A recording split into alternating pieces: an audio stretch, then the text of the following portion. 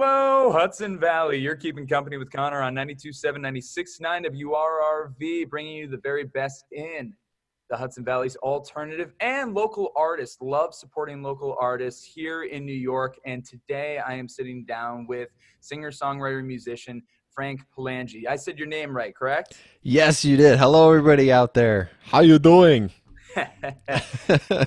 Fantastic to have you with us today. Greatly appreciated. And besides this video, we are going to also have a written article more in depth with Frank. And I really appreciate your time altogether.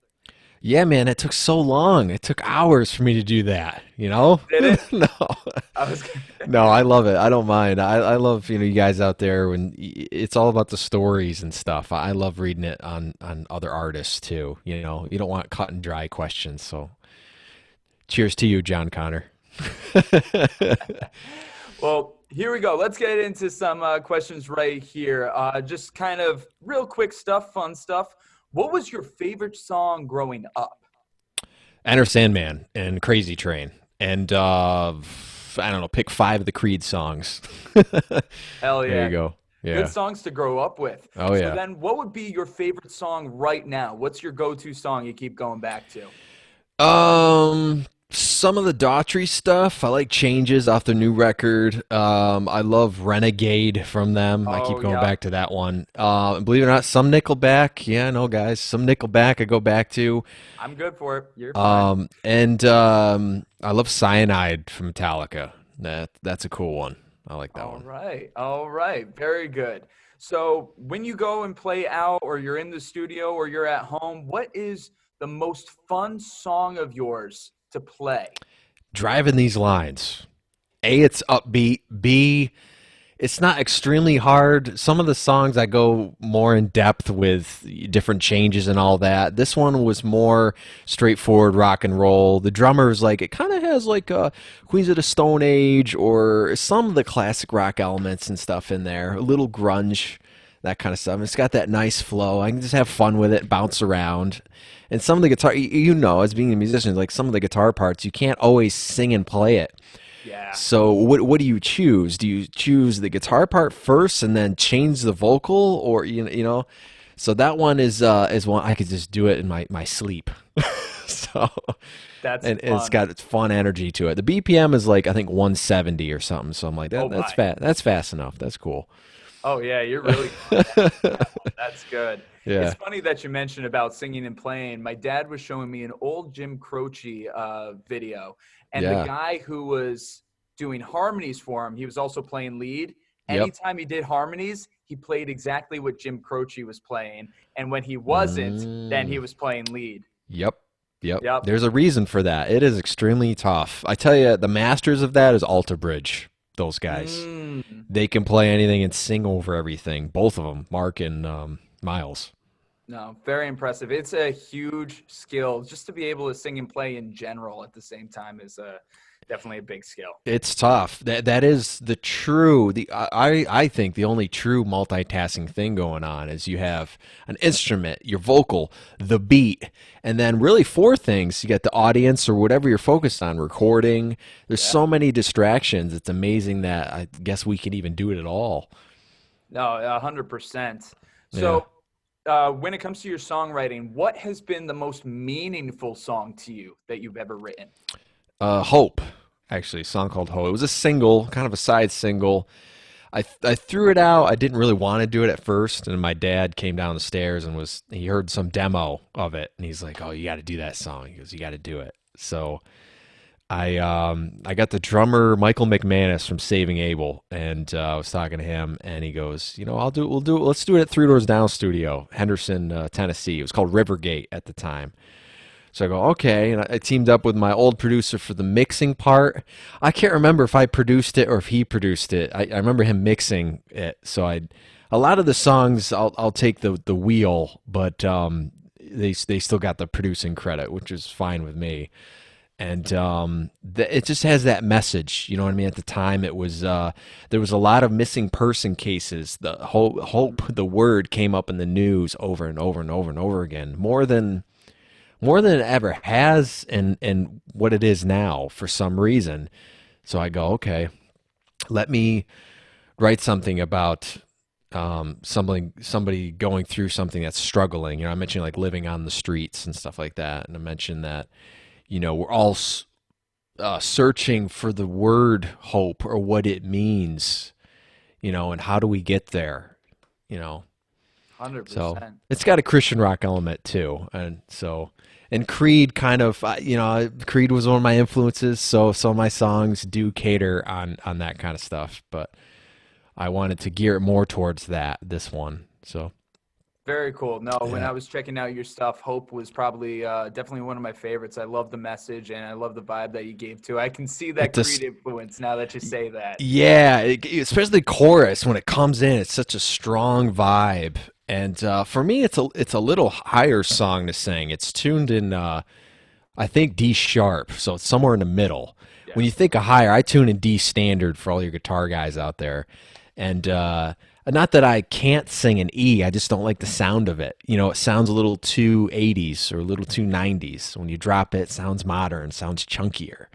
And for that one, it's something that when you go in between the tunings and you're listening to it and you get a little bit of both. And I'm like, well, I think I can still have that slam and you still have the low parts, but then you got some of that nice high sound. Yep. So Yep. it's a happy medium. There you go. I personally use a baritone guitar. It's tuned down in C, so I really Okay. like that vibe. I And had I had one uh I'm drawing a blank. What an ESP one. okay, nice. Yeah, they're cool. Very, very cool. Since you said a little bit higher in your range for that song, one thing I typically do when I perform a song live, I'll do it like a half step or full step lower than I actually recorded it. Do you do that ever?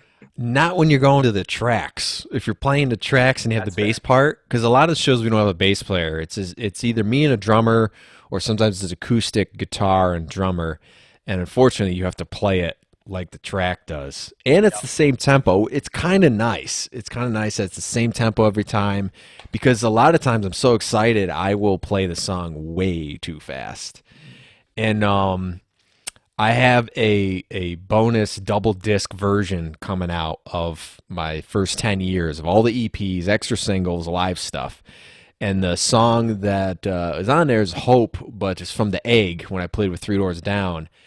And I played it way too fast, but it's still going to be on there so you can hear it. It's kind of like a bootleg version, so it's not the best audio quality, but it's something cool, moment in time, and hopefully close fans and stuff will like it. That's incredible. Three Doors Down, they're one of my favorite bands. I got to see them only once. I would love to see them more. Mm. Phenomenal group. They really influenced me a lot.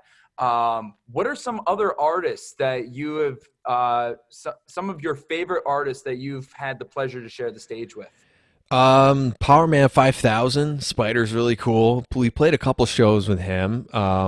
Fuel, well, we did Mm, Fuel, I think 4 times over the years. Trapped, we did 4 or 5 times. Um, my favorite one was Three Doors Down. I say that all the time. And we did Rock and Derby that had Megadeth and Shine Down and 6 a.m. Nikki Six, right when yep. he's backstage. This is not regular stage. This is backstage.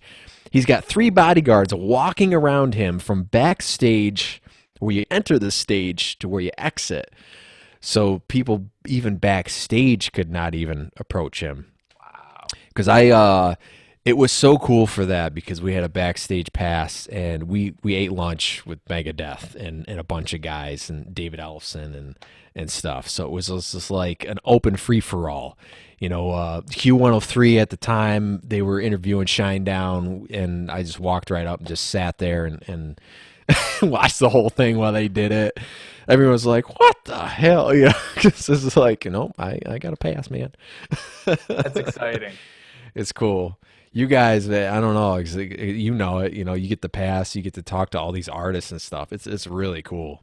No, it's a fun way of getting in there and way to take advantage of the situation. I definitely have done the same. Yeah, unfortunately, it was at different parts of the park. So, I mean, we Oh, walked probably half a mile each way, going back and forth because we didn't want to miss what was going on the two stages and the interviews. And then we were like, well, you can eat over here, and Megadeth is eating over there. We really want to talk to them, but then this is going on.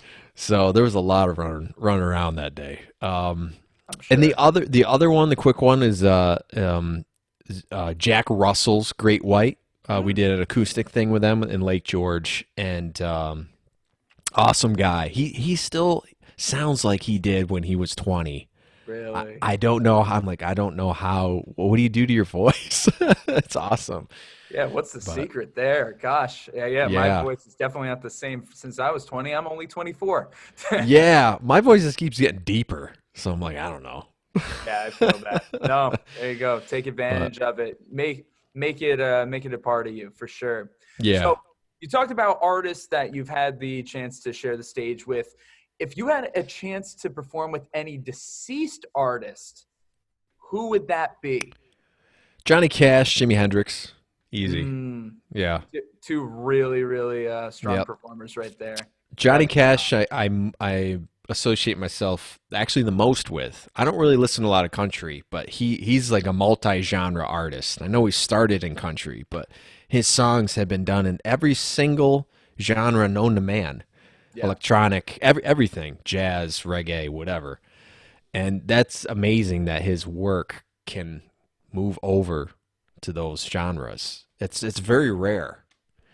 So it'd be interesting to see what he would think of that today. You know what I mean? I think it'd be something he'd hold with pride to see how far things have been able to branch out and touch so many people. That is Yeah. honestly uh, definitely a great influence to have. Actually, one of my best friends from college, who's a rapper, he one of his biggest influences is Johnny Cash. Still, Really? he That's loved the whole cool. Man in Black Yep. vibe and theme and all that. The So you're hurt right. stuff at the end of his those last three albums. I mean, Oh he kind of did it. He took rock songs, Tom Petty songs, and just completely changed them. yeah, And I think that's my motto for doing cover songs. I don't do any cover songs the same, really. mm, I'll change tunings, I'll add parts, I'll take parts away. And people, how can you do that, man? You just cut out like I remember I cut out a lot of Alive from Pearl Jam, and they're like, oh, "How can you just do that?" And I go, "I just did." you just I you made it your just own. did. I go, I never liked that part. What are you talking about? I go, did it work? And he's like, it wasn't bad without it, but just where was it? Some people expect things verbatim. Some people Yeah. like the variety.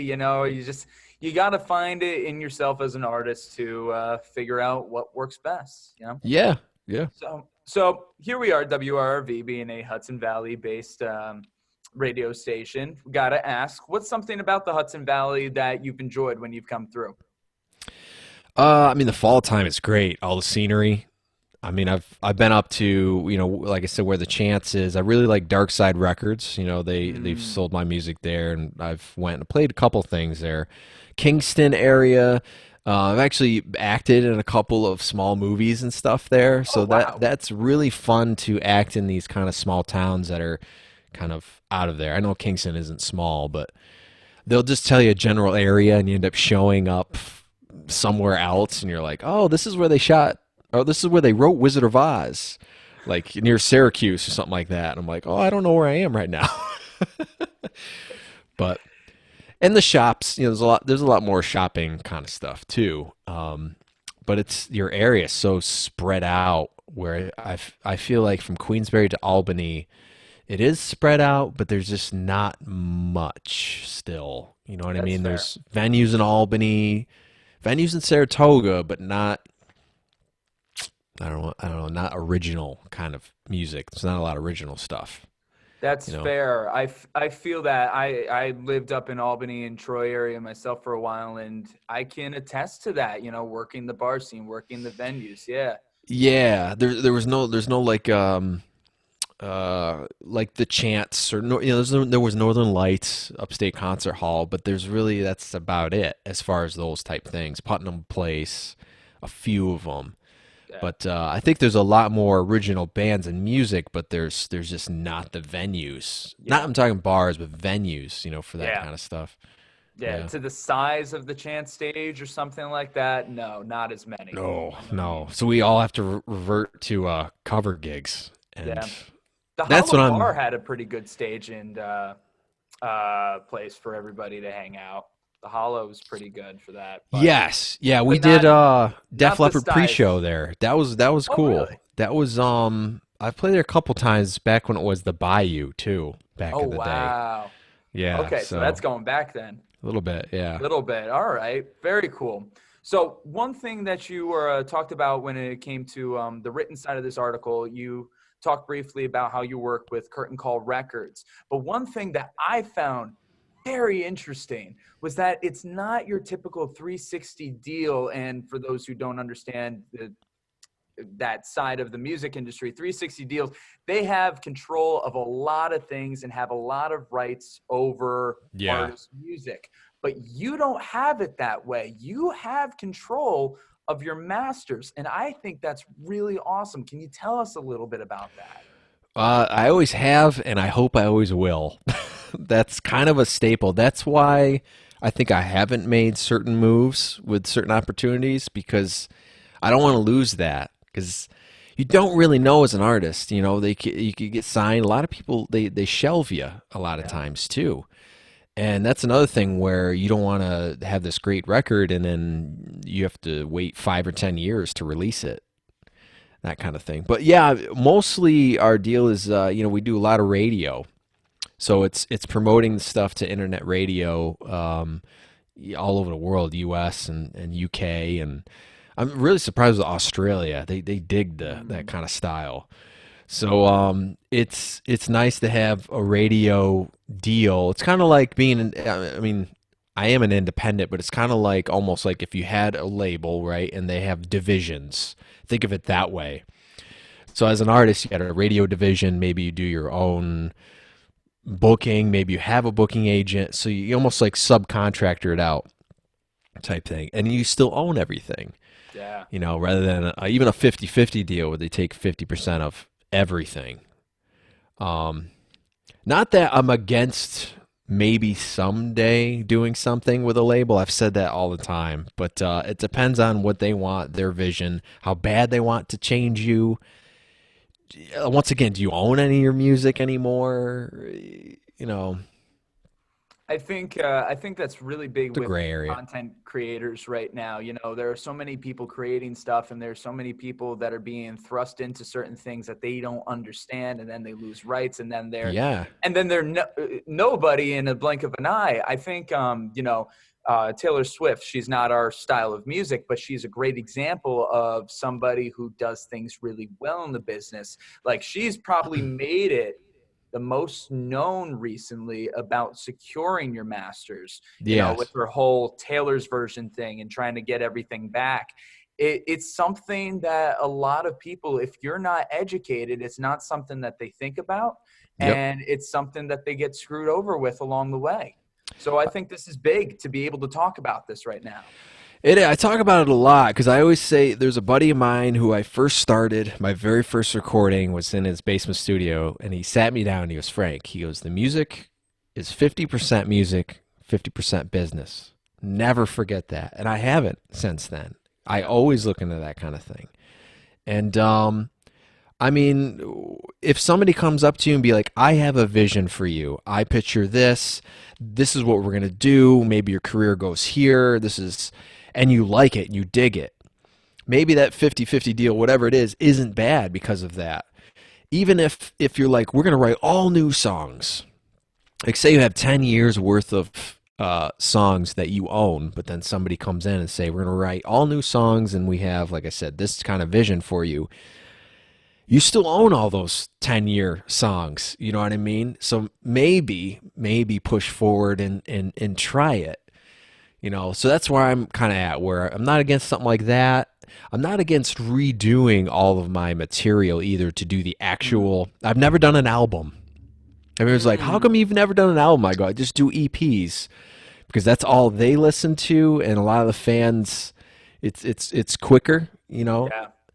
attention, even radio and stuff like that. They don't take 12 songs. They'll say, what's your 4 songs, your singles from your record? And I'll say, well, Yeah. there's 5 songs on EP. Pick 4 of Yeah. them. you know. It's a good method. So it's cool too. I think you can really hone in on your sound and your vision a little bit more because you have 5 songs to focus on. You don't have any fillers. Yeah. You know what I mean? It is what it is. It's kind of more of what you want, and it's cleaner. I don't know why. It keeps you constantly moving and growing, and that's huge. Yep. Speaking about growing, the last 2 years have been really hard on musicians. The pandemic's been rough, everything. Yeah. But you in particular got hit really hard with something. You had a fire in your house, and you lost a lot. From what we were saying before, and that's ridiculous. And I'm so sorry to hear about that. Can you tell us about that experience and how you've been building back since then? Yeah, the start of COVID was a big hit because you're like, well, the world's ended. And you have 2 years of it. And even last summer, I know a lot of people did their thing, but I wouldn't because I wanted to stay more safe. You know what I mean? I'm like, I'm not playing out, I'm not doing anything still. And it felt like I was being punished. And then it was due to a lightning strike. Now, this storm only happened, it came in, it was completely like this. It was fine. And just came in within 10 minutes. And I was in the next room that I call it the explosion because it literally exploded the back room almost. And the lightning strike in it was one of those, orangey dark red colors, which means it's like one of the worst to hit. And it hit the chain of events. The way they described it is we could hit the lottery like 6 times. You had better chance to win the lottery 6 times than how it happened. And massive smoke damage and then my insurance didn't cover my stuff really. So it was like back and forth. But the fans, they without me even saying anything, they started a GoFundMe and we had 2 local benefits going on. So that really helped rebuilding the gear and stuff like that. So pretty soon we're moving back in, though. The studio will be ready to go to mix and to have other local artists and to do things, digitally and guitar lessons, some photo stuff, video work, anything but drums. That's what I say. I don't have real drums in there. That's not me. I feel that same. Oh, they're so loud. But I might get another electronic kit and mess around with that someday. But it's not going from kind of like creating all you want. You got all the gear, and then we were living in a 1-room hotel room for 3 months with my parents, and then we ended up in this apartment for a couple months, 6 months here, and then finally did all the work. And finally going back. So I don't know how to explain it. It's weird, but because I'm already setting up my stuff, I already feel like the skies are opening. You know what I mean? And I'm talking to other people. I'm doing interviews again. I was interviewing a bunch of people during COVID, Instagram Live, NYS Music. And then I have my own radio show on Radio Wigwam now. I've been interviewing people. So it's like connections are building a little bit. The live stuff I'm not worrying about. I might have 1 or 2 things. But I'm going to wait till 2023. Because I tell everybody, they're like, are you nuts? Are you not playing out? And you're not. I'm kind of done from the cover stuff, the 4-hour gigs. Yeah. I don't mind 2-hour stuff and maybe some small things, always opening events, national anthems, all that kind of stuff, but I'm not ready for it because I've spent a year here. I haven't been able to sing. My voice is not at all where it used to be, so I have to build that back up to where I could sing 2 hours. Because you cannot be loud in an apartment. Or they kick you out. Yeah. But I studied at Berkeley all this time, doing their rock guitar program. So my guitar skills have advanced. So at least I could do something there. And I've still been writing. I actually have one new song done. I'm working on a couple different ideas. And that's all recorded in the studio, in this apartment studio, which is very interesting. Impressive. Very digital, but Oh, I'm sure. but you know, Very, very good. it's like, And I think that it leads us to our last thing. You're working on something. What can the fans look out for? What should they be listening to, and what should they be looking forward to?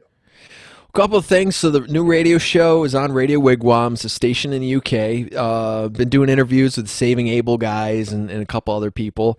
That's every Tuesday night, 9 p.m. Eastern time, 8 p.m. UK time. So I have that.